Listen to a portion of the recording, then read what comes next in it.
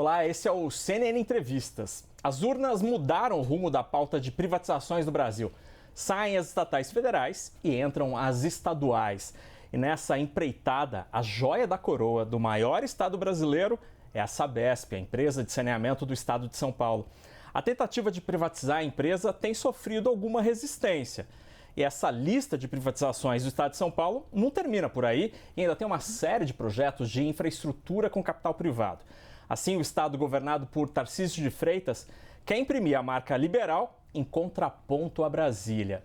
E para falar sobre os planos para a Sabesp, para a infraestrutura e também o meio ambiente no estado de São Paulo, o CNN Entrevistas recebe hoje a secretária de Meio Ambiente, Infraestrutura e Logística do estado, Natália Rezende.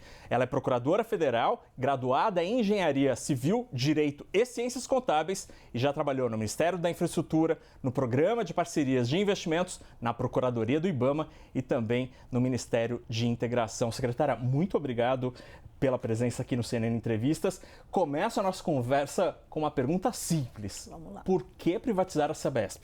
Bom, então, primeiramente, um prazer, satisfação enorme estar aqui com vocês. E é um ambiente, uma oportunidade muito boa para a gente esclarecer, ter esse diálogo que a gente tem tentado sempre de uma forma muito aberta, franca, falando dos benefícios e do porquê privatizar a Sabesp. Então, essa sua pergunta é muito boa para a gente falar um pouquinho do nosso projeto, que a gente tem conduzido de uma forma muito robusta, com muitos estudos. Te dividiu em 3 fases e a gente concluiu a fase 0 no dia 31 de julho. Apresentamos à sociedade e qual que foi o escopo dessa fase? Mostrar os benefícios e o modelo e como que a gente vai atingir esses benefícios. Então, a gente está falando de um plano de até 2029 de investimentos de 66 bilhões, incluindo pessoas que hoje não estão nos contratos atuais da Sabesp. Então, a gente está falando em benefícios de 10 milhões de pessoas a mais, cerca de 1 milhão que hoje não tem nem acesso à água, nem à coleta, nem a tratamento. Tudo isso aliado a uma redução tarifária com foco no vulnerável, que a gente só consegue fazer isso por meio desse processo que a gente está fazendo com muita conversa com os municípios, com todas as partes envolvidas, Assembleia, os deputados, Câmara, prefeitos, porque a gente sabe da importância da Sabesp e a gente quer que ela seja ainda melhor, uma plataforma multinacional. Então, secretária, há uma série de razões aí para essa intenção de privatização. Mas olhando os números da Sabesp, fui lá fazer a lição de casa e a Sabesp é uma empresa que está na bolsa atualmente e dá lucro, né? Deu lucro de mais de 700 milhões de reais no primeiro semestre, no segundo trimestre e mais de 1 bilhão e 200 milhões de reais no primeiro semestre. O lucro que a Sabesp gera hoje não é suficiente para financiar esse plano de ampliação e atendimento de mais paulistas? Bom, então hoje o plano atual da Sabesp, para fazer a universalização, e aí o que significa a universalização pelo novo marco? 99% de acesso à água, de pessoas com acesso à água, 90% com coleta e tratamento de esgoto. Até 2033, a Sabesp tem esse plano de universalização que tem um valor de 56 bi de investimento. Tá? Sem essas pessoas que hoje estão fora porque não era obrigatoriedade antes do novo marco. O que a gente está falando? De antecipar para 2029, incluindo essas pessoas que hoje estão fora, aliada a essa redução que a gente só consegue fazer, essa conjunção de fatores, por meio do processo de desestatização. Hoje a Sabesp não conseguiria fazer a mesma quantidade de investimentos com antecipação disso em 4 anos, da universalização e universalização incluindo essas pessoas que hoje estão fora, sem uma redução tarifária. Então, o que a gente está fazendo é trazendo mais investimentos e possibilitando que a Sabesp seja ainda maior, seja uma plataforma multinacional, que é o que ela vai ser mesmo, é o que a gente acredita. Já é uma das maiores, vai ficar ainda mais com esse processo de desestatização que a gente está conversando aqui. A Sabesp não conseguiria porque ela não tem capacidade de tomar dívida? Esse é o problema? Ela poderia até antecipar esses investimentos de 2033 para 2029, mas isso ocasionaria uma explosão tarifária. E tem outra coisa que é importante a gente falar também. Hoje, a Sabesp tem vários contratos com vários municípios com prazos distintos. O que aconteceria naturalmente pelo novo marco? Esses contratos, quando eles findam, você tem que fazer uma licitação. Então, os municípios têm que fazer licitação. O que poderia acontecer? A Sabesp pode ou não ganhar. Uma vez que a Sabesp não ganha, principalmente nos municípios que são superavitários, a tarifa vai aumentando para todos os demais. Isso é o que naturalmente acontece. Tá? Então, o que a gente está falando nesse processo? De jogar o prazo para 2060 de todos os contratos, garantir uma sustentabilidade econômico-financeira de longo prazo e esse subsídio endógeno para todos os municípios. Isso a gente só pode fazer por meio desse processo de desestatização. É o que está no novo marco e é o que a gente está cumprindo. Sempre com diálogo, de novo, com os municípios, com todo mundo, para explicar o quanto benefício tem isso, seja para a questão de trazer investimento, seja ao longo prazo por causa dessa questão contratual. Secretária, essa discussão sobre a Sabesp é interessantíssima porque ela envolve uma série de entes e atualmente a gente está num estágio em que o governo do estado tem tentado conscientizar ou trazer para junto da conversa, por exemplo, os municípios. Como tem sido a reação dos municípios a este plano? Como que tem sido feita essa interlocução e argumentação de que pode ser melhor para as prefeituras? Tá, a gente está tendo muita conversa com os municípios, estão sendo conversas muito boas, muito proveitosas. Então, a gente fez rodadas de conversas com os 375 municípios, com a presença do governador. Então, ele pessoalmente, até porque é uma das prioridades do governo saneamento. Desde quando a gente chegou, a gente olhou os 645, o que a gente vai fazer para universalizar, para antecipar, porque saneamento é saúde, é melhoria de produtividade, enfim. Então, a gente tem explicado esses benefícios, 66 bi até 2029, mais investimento, pessoas que hoje estão fora, questão tarifária, o modelo, como é que a gente vai fazer isso, né? Então, a gente está falando um follow-on, o que significa?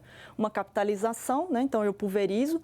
Hoje a Sabesp, é bom a gente lembrar, já tem 49,7% de ações negociadas, desde 98 na B3, desde 2002 em Nova York. Então, o que a gente vai fazer é dos 50,3% diminuir, tirar o controle, eu melhoro a amarra, melhoro a questão de ganho de eficiência, continuo, porque o governo vai continuar acompanhando o crescimento da empresa, trago mais investimento com essa possibilidade de redução tarifária. Quando a gente explica isso, as pessoas começam a entender e começam a ser favoráveis. Elas entendem o processo, entendem os estudos e é praticamente unânime essa questão social de que o projeto ele visa sim benefício para a sociedade.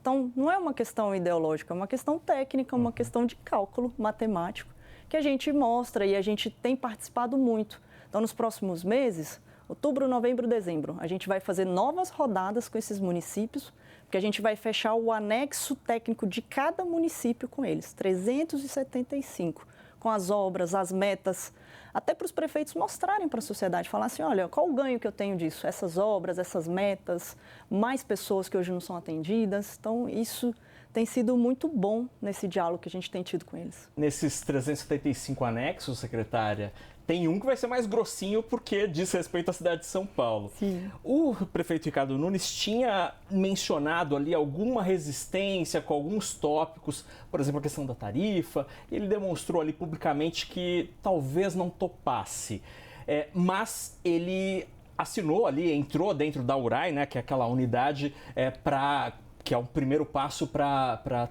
topar a privatização. O prefeito de São Paulo hoje é um aliado a esta pauta? Olha, o diálogo com a Prefeitura de São Paulo é muito bom, não só nesse assunto, em vários. A gente tem sempre debatido muito com eles. Então, eles tinham, de fato, uma preocupação em relação ao contrato atual, o que a gente fez o compromisso? De, por exemplo, manter a destinação de recursos para o fundo municipal de 7,5%, de colocar no mínimo os 13% de investimento. Na verdade, os investimentos, se a gente for olhar, isso a gente está aprofundando agora em conjunto com eles também, vai duplicar aqui no município de São Paulo. Então, a gente está falando de uma série de benefícios que a gente vai agregar. Então, a gente sempre fala o seguinte, que a gente parte de um patamar mínimo, que é o contrato atual, que é o benefício do contrato atual, e melhora esse contrato.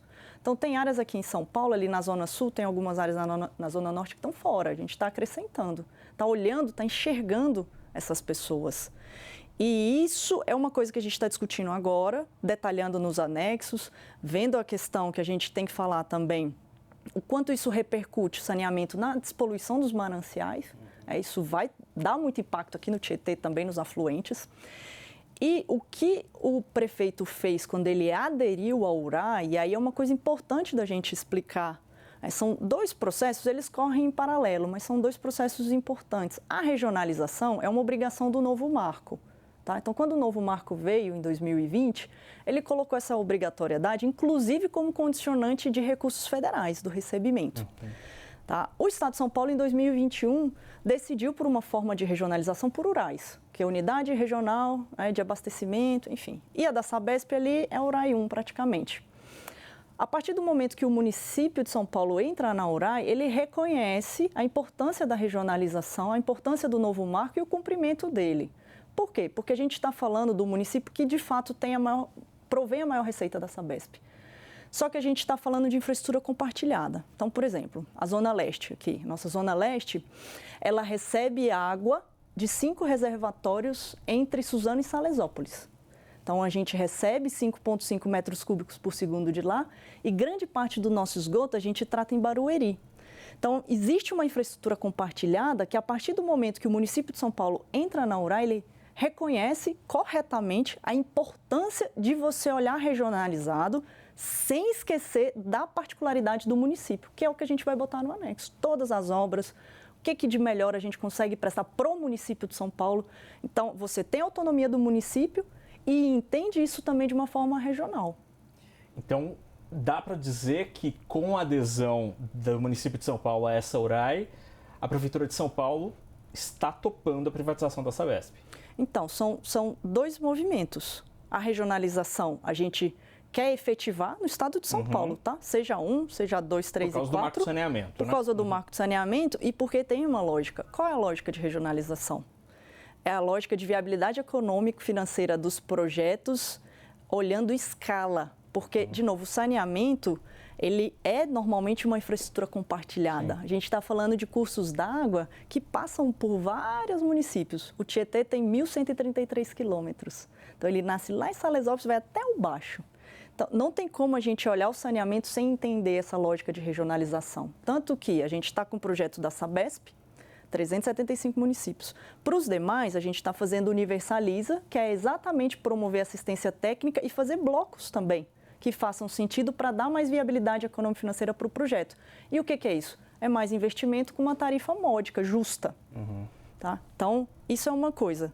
O processo de privatização, que o município de São Paulo está dialogando muito, está junto com a gente, discutindo, a gente tem tido várias conversas, ele faz parte aqui de um projeto que quer trazer mais investimento para o saneamento, mais pessoas para a base, com essa questão da tarifa, essa preocupação que a gente tem. Tá? De uma forma muito técnica e matemática. Então, isso a gente está discutindo um anexo agora com o município de São Paulo e com os outros municípios também. Tá? Então, são dois processos que vão andando aqui em paralelo. Sobre tarifa a gente ainda vai falar, secretária, mas ainda sobre a adesão da cidade de São Paulo a essa URAI, né? O PT e o PSOL estão questionando na Justiça o modelo, essa sistemática no Supremo. Essa DIN, qual que é a reação do Estado de São Paulo? Qual que é a argumentação do Estado de São Paulo neste tema? Bom, então tem esse questionamento, né, lá no STF e a gente entende que é natural nesses processos de desestatizações, das concessões, de terem ações. Né? A gente tem muita segurança dos nossos argumentos e do que a gente vem fazendo. Todos os nossos processos a gente faz de uma forma com técnica, com parecer jurídico, com diálogo, tudo instruído, tudo transparente, tudo dessa forma que a gente está falando aqui. Então, eu não tenho dúvida da constitucionalidade desse decreto, não tenho dúvida nenhuma. Há uma confusão, se a gente for olhar a peça, entre a regionalização e a privatização. Então, há essa confusão na peça. E não foi olhado também todo o processo que foi feito em relação a regionalização visando o cumprimento do novo marco, a efetividade, que é o que a gente quer trazer por meio do decreto.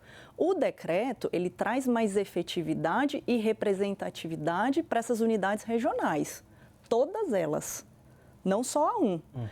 Por quê? Porque em 2021 teve a lei, então teve lá, institucionalizou as rurais, teve um decreto que regulamentou, mas nunca foi efetivo, nunca teve uma reunião, o conselho nunca se reuniu.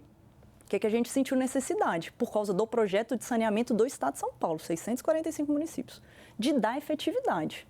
Então, o que a gente fez? Fez esse decreto para a gente conseguir instalar o Conselho Deliberativo, baseado em critérios objetivos, já reconhecidos pelo Judiciário em mais de uma ocasião, que é o critério populacional, considerando titularidade em região metropolitana. Isso tudo está no novo marco. A gente estudou todos os modelos no Brasil, de criação de gestão associada, de unidade regional, como são, o que já foi julgado. Então, está tudo muito redondo da forma que a gente construiu e ainda colocou a questão. Então, a gente tem lá sociedade civil, Estado, municípios. E a sociedade civil, a gente ainda colocou representatividade para a população rural, para pessoas que a gente quer alcançar nesse projeto da Sabesp e dos outros também. Tá? Então, eu não tenho dúvida nenhuma em relação à constitucionalidade, lógico, isso é uma decisão do Judiciário. A gente sempre vai dialogar, vai mostrar os nossos argumentos, mas a gente construiu tudo de uma forma muito robusta e eu entendo que a peça tem algumas incoerências e algumas incongruências nesse aspecto de tentar relacionar uma coisa a outra, sendo que a gente está olhando o cumprimento de exatamente legislações federais e estaduais.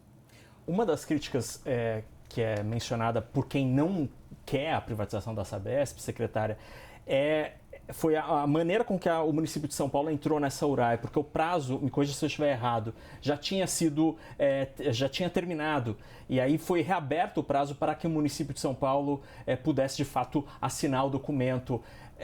Isso não é uma fragilidade? Não, de forma nenhuma, até porque já tem, inclusive, pareceres da nossa Procuradoria falando que esse prazo você tem que entender a partir da efetividade, da instalação mesmo desses conselhos, que não foram feitos até agora. E, lógico, isso tem uma lógica, porque o que o novo marco quer estimular? Ele quer estimular exatamente a regionalização, esse ganho de escala. Tanto que o próprio decreto federal, que foi publicado agora em julho de 2023, ele também traz esse prazo de 180 lá em um dos seus artigos. Então, qual é a preocupação, seja do governo federal, das normas de forma geral? É você ter a possibilidade dos municípios se agruparem de uma forma que faça sentido para a gente ter esse ganho de escala, que significa mais investimento com uma tarifa justa. Isso, de novo, esse 180 é para todo mundo, tá? Então, é para o estado inteiro. Só que nos municípios que não estão dentro da Sabesp, a gente está fazendo universaliza, a gente já abriu uma janela, vai fechar agora para a gente começar a montar clusters ali, blocos também, fazer as licitações, promover junto com eles, porque a gente tem que licitar, como eu comentei, tirando nesse processo de estatização, aqui a gente tem que fazer licitação. E aí, depois que a gente tiver essa questão do universaliza, conversar com todo mundo, aí a gente vai falar das adesões também ao URAI. Por quê? Porque a gente viu que aqui nesses outros blocos, a adesão não foi efetiva ao URAI. Por quê? Porque não teve tanto diálogo. Então, é uma coisa que a gente quer fazer o contrário, né? Trazer, explicar, entender a realidade e aí sim ter a adesão ao que faz sentido. Legal. Já que eu estou na listinha de críticas aqui, secretária, se me permite, outra crítica. Essa é uma pergunta que jornalistas fazem muito para a senhora, que é, ok, estamos aí no plano de privatização da Sabesp. Várias grandes metrópoles mundiais já tiveram sistemas de água e esgoto privatizados e que depois foram reestatizados. Os exemplos são sempre os mesmos, Buenos Aires, Paris, Sim. Berlim. O que dá para responder sobre isso, secretária? A gente estudou todos os casos, todos. Os que deram certo, os que deram errado, por que deram errado, o que deu certo. Reconhecendo que a gente tem as particularidades do Estado de São Paulo do saneamento no Brasil. Então, bom, se a gente pegar Buenos Aires, o pessoal indexou a tarifa, o índice, ao dólar. A gente não vai fazer isso aqui. Paris, o que aconteceu? Primeiro que o processo iniciou sem licitação e eles fizeram um fatiamento de serviços e de regiões. A gente não vai fazer isso aqui. É exatamente o contrário. É exatamente o contrário, porque a gente quer a escala que eu comentei, a regionalização. Tiveram exemplos, por exemplo, lá na Alemanha, que o pessoal usou, eles fixaram uma remuneração fixa de 8% para a concessionária, que não dava estímulo para ela fazer muito investimento. A gente vai fazer o contrário. Inclusive, pegando experiências boas de Portugal, de Barcelona, da Austrália, de algumas cidades dos Estados Unidos, a gente vai trazer alinhamentos de interesse. Para quê? Para eu fazer tanto o que é rentável quanto o que não é. Então, a gente vai alinhar e vai amarrar no contrato. Vai dar mais previsibilidade, que é importante para todo mundo. É importante para o governo, é importante para a sociedade, é importante para o investidor. Isso a gente vai fazer. Que é uma discussão que a Inglaterra está tendo agora. Se você olhar na Inglaterra, eles focaram muito no output, que a gente chama, só nas metas, sem olhar muito os investimentos. Por isso que está tendo alguns problemas lá também. A gente vai fazer o contrário, a gente vai amarrar, vai deixar nesses anexos específicos junto com os municípios. A gente vai trazer exemplos de boas regulações para melhorar ainda mais a parte regulatória aqui, seja no contrato, seja junto à agência, que também está participando junto conosco desse processo. Então, a gente tem olhado tudo para fazer o melhor modelo que a gente fala que é o modelo Sabesp. É o modelo de saneamento para trazer mais investimento, para melhorar, para dar mais previsibilidade. Então, esses argumentos são muitas vezes sem olhar isso que a gente está fazendo e sem olhar o porquê deu errado. A gente estudou profundamente e a gente tem as vacinas. Para isso, a gente está colocando em prática. Secretária, no material que o governo do estado tem mostrado para os prefeitos, por exemplo, um dos argumentos é que uma parte dos recursos que podem ser levantados com a privatização poderia ser usado para reduzir as tarifas. Hoje já existe um mecanismo da tarifa social de água. Me explique quais as diferenças entre esses dois mecanismos, se essa tarifa social estará protegida em uma eventual privatização. E não é estranho pegar um recurso que só vai ter uma receita, uma vez essa fonte de recursos da desestatização, para uma conta permanente? Bom, essa questão da redução tarifária, a gente tem a preocupação no imediato e ao longo do prazo. E aí tem formas de tratar isso, tá? Quando a gente fala de tarifa social, lógico que a gente vai não só manter, mas quando a gente fala de redução tarifária, o foco é no vulnerável. Então, isso a gente colocou nos ofícios, inclusive, que a gente mandou para os municípios. A gente tem sempre falado muito isso. Tá? E aí, no imediato, é o que a gente está dizendo dos recursos que a gente consegue por meio da operação. E por que isso é importante? Porque a gente vai fazer muito investimento, a gente quer fazer muito investimento. 66 bi até 2029, estimativo, lógico, né? E aí isso que a gente está detalhando agora. De novo, num processo normal da Sabesp hoje, ela não conseguiria segurar a tarifa com esses investimentos, com mais pessoas, enfim. Então, o que a gente vai fazer é, com a operação, com o Estado diminuindo o 50,3 dele, usar, de fato, uma parte para a gente conseguir manter essa redução, colocar um indexador bom para não acontecer o que aconteceu em Buenos Aires. E, a longo prazo, a gente tem mecanismos regulatórios que a gente vai utilizar, além do ganho natural de eficiência, tá? Das amarras, etc. A gente vai usar mecanismos aqui regulatórios que a gente vai deixar amarrado, que a gente está finalizando agora, nessa fase 1, né, que vai até o início do ano que vem, mas a gente já vai mostrar isso em breve, vou colocar assim, para dizer ao longo do prazo como a gente vai amarrar, e a gente vai amarrar. A gente vai dar essa garantia de que, seja de imediato, seja ao longo prazo, vai ter essa preocupação com a tarifa e ela não vai explodir. Poderia ser os dividendos, por exemplo, que o governo do estado continuaria a receber para bancar isso? Pode ser uma forma e tem mecanismos regulatórios, contratuais, que a gente está pensando bem direitinho como é que a gente vai fazer para deixar isso, seja no contrato, na regulação, no PL, isso é tudo a gente está fazendo de uma forma com muita segurança, tá? E a gente vai mostrar bem direitinho como é que a gente vai fazer isso. Secretária, a senhora falou que o modelo que está sendo pensado é o de follow-on, né? Quando a empresa então emite novos papéis e vende, oferece ao mercado.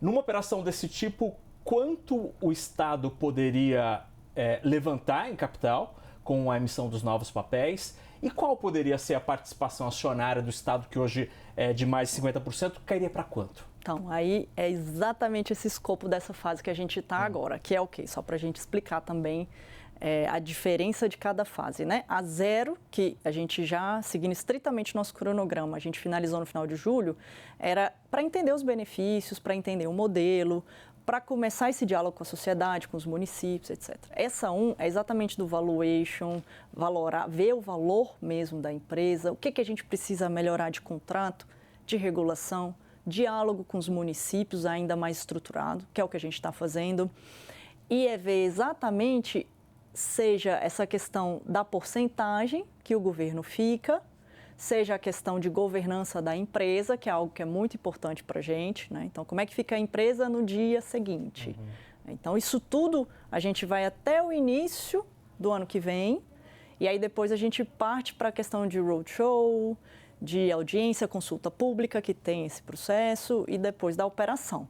Então, a porcentagem é o que a gente está calculando agora, tá? Por isso que eu não vou te dar um número objetivo agora, porque a gente está calculando.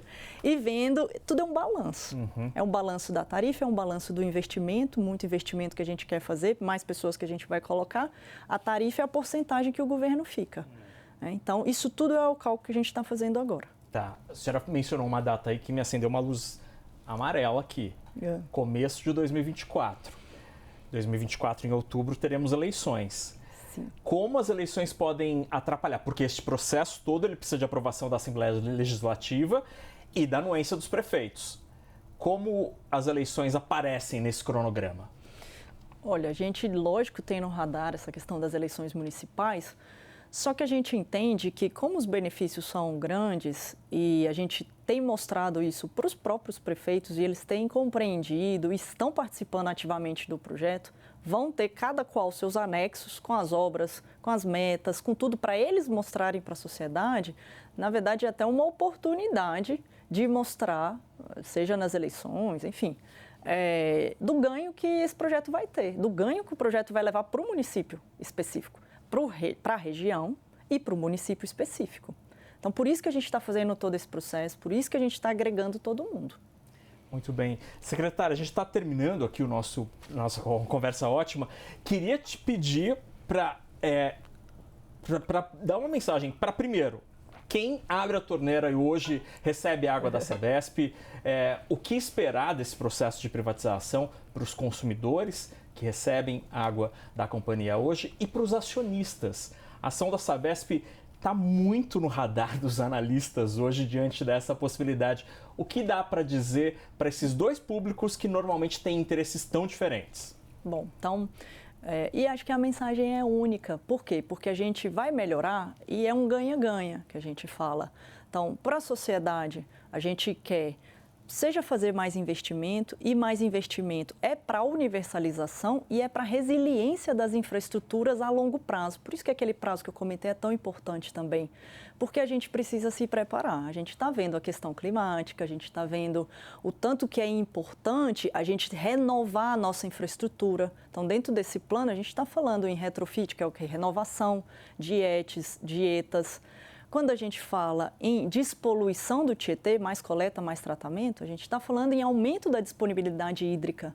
Isso, considerando, por exemplo, a nossa região metropolitana aqui de São Paulo, ela tem uma escassez maior do que o Nordeste, por exemplo, 10 vezes menos do que o preconizado pela OMS. Então, quando a gente investe em mais saneamento, a gente investe em saúde, a gente investe em despoluição dos mananciais, melhorando a qualidade não só agora, mas a longo prazo. Isso agrega muito valor para a empresa, que aí os investidores, quando eles olham uma empresa que vai fazer mais investimento, que está preocupada com a qualidade, que tem um ganho, potencial de ganho de eficiência ainda maior e que pode ser uma multinacional, se expandir pelo estado de São Paulo, se expandir pelo Brasil e ir para a América Latina, virar uma multinacional de fato, você tem um ganho também, seja nas ações que a gente está vendo. Por quê? Porque o pessoal está entendendo que esse é um processo robusto, que a gente está fazendo de uma forma com muita transparência e que vai agregar ainda mais valor para uma empresa que já é de referência. Então, a gente só vai melhorar a Sabesp, seja para a população, seja para os investidores. Muito bem. Secretária, quando o número estiver acertado ali, conta aqui pra gente. Eu volto aqui. Muito bem, agradeço demais, secretária Natália Rezende, nessa edição, nessa conversa tão interessante sobre o futuro da Sabesp. Essa edição do CNN Entrevista chega ao fim e eu agradeço muito a presença da secretária e o tempo da secretária de Meio Ambiente, Infraestrutura e Logística do Estado de São Paulo. Muito obrigado a você, secretária, e também a você que nos acompanhou até este momento. Até mais.